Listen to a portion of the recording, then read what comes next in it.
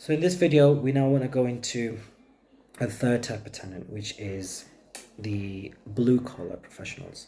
Okay, so blue collar professionals are professionals who work with their hands. And what does the word professional mean? It's used so often in the world of HMOs, working professional. It's anyone with a job. That's all it is. It's anybody who has a job, who's passed a credit check and who's working full time.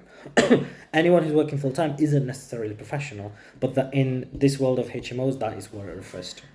So now the blue collar working professional is just anyone who works with their hands. So I've mentioned those examples: tradesmen, and women, nurses, electricians, and so on. Now, having a house of that type of tenant can be really good. There's pros and cons to it again. If you mix those types of tenants, they'll get on. All nurses will get on, all tradesmen will get on, all people working maybe in a call center will get on together. So that can work quite well, and many rent-to-rent providers and trainers will recommend the blue collar working professional. They're easier to find. So one benefit is that they're easier to find, number one. Number two, that there are many of them as well. So they're all over. There's more blue collar professionals than the other tenant type.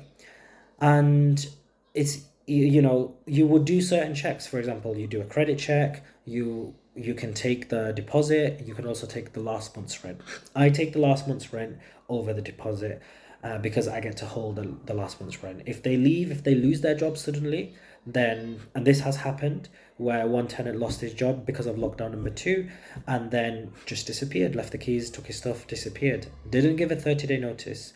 So after that, I decided I'm going to take last month's rent. If I had his last month's rent, I would have had that payment for that month, and then he wouldn't have been able to. He would have been able to go. I would have said, yeah, it's fine. You go. You've lost your job. You can't pay for next month. I'll fill it. I've got 30 days. This is why I take last month's rent. But so blue collar professionals can easily lose their job, especially in the world that we live in today, lockdowns and coronavirus and things like this. So be aware, blue collar professionals, that can be good, but their jobs in general is never stable. Okay, they can go from working to universal credit to self-employed, and their income can fluctuate. So take some months of rent in advance. If they can't afford to pay you, then let that be a signal that maybe that's not the right type of tenant. If they can't afford to pay you last month's rent at the beginning, then it's an indication they'll struggle later on. Okay. So therefore, someone who can pay the last month's rent is an ideal candidate. If their parents are paying, it's an instant sign that they can't afford to pay. They're having to borrow. So you need the sign that they can afford to pay. They should be paying this month's rent, last month's rent, and so on. You can take the deposit as well if you wish. I don't take deposits, just because it has to go to the My DPS, and it's an extra piece of paperwork which is optional. Okay, so the blue collar professionals, as I've mentioned, positives, there's many of them, they're easy to find. You can do simple credit checks and then a few months rent in advance. And before you know it, you can have a house filled. And again, I would go back to the point I was saying before about having a niche. Make sure it's a niche of just tradesman house, or just office workers house, or just nurses, or just electricians house, or just builder's house. Something niche that is going to attract your type of tenant for that house. But if you mix builder with someone who works in a bar, with someone who works in the hospital, all these different types come together, they may not get on. Okay, and that's happened. I've experienced it. They don't always get on. And one thing you want to bear in mind is night shift workers and day shift workers. So do you want to mix that? It's not a good idea. Some are working at night, some are working in the day. It's more ideal that everyone works at a similar time, not exactly the same time, because then you might have queues for the bathrooms and so on, but similar time, because that way they spend the evenings together, the weekends they're there together, they can actually see each other. So these are you can have a niche of just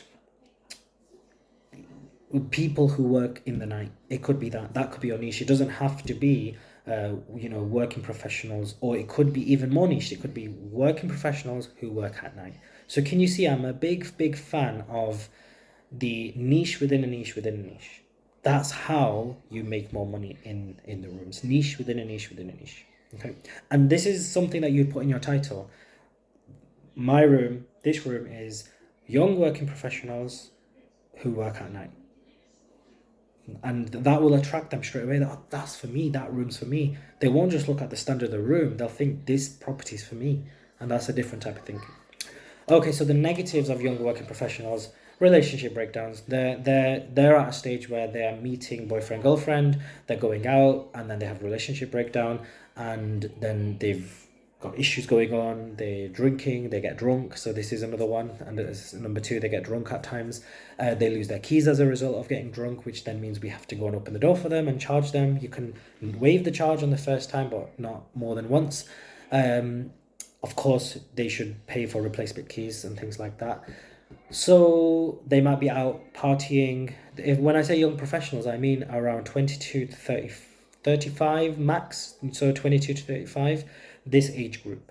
Now, the other negatives about them is that they could lose their job every so often. They might, in this day and age, most of us around this age are still looking for the right job. If they're not in business, they're still looking for the right job for them. So they change between jobs. And then the other thing is that they change locations, especially if they're in a shared house, they want to live in one place, then another place, and another place. So sometimes they don't want to stay for 6 months. Okay, so here another one of your niches could be, I do short-term lets, 3 months. 3 months, young professionals who work at night, for example. So do you see, that's niche within niche within niche. Young professionals work at night, short-term lets. So this is so why short-term let there? Because they want to move on. They don't want to be committed. Okay, no commitment. That's a niche in itself, that I do not want to be committed. Now, those are some pros and cons. With the young professionals, if you're older than them, around this age, then you can go into parent mode and teacher mode and be able to speak like that to them. But if you are similar age, then you might find that slightly harder.